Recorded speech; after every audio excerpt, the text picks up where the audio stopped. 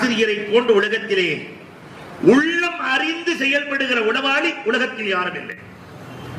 50 மாணவர்கள் அமர்ந்திருந்தாலும் கூட ஒருத்தர் சோகமா உட்கார்ந்திருப்பான்.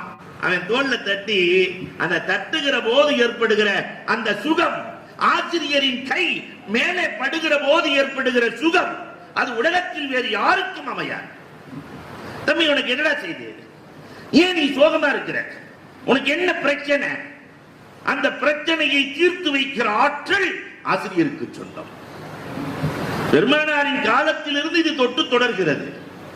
அபு குர்சாஃபா ரலியல்லாஹு தஆலா 8 வயசு, அம்மாவும் சின்னம்மாவும் சேர்ந்துதான் வளர்க்கிறாங்க. தகப்பன் இல்ல, ஆடு மேய்ப்பர்.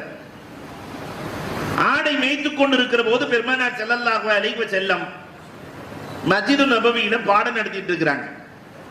வந்தார், ஆட்டை மறந்தார், அண்ணலோடு இணைந்தார்.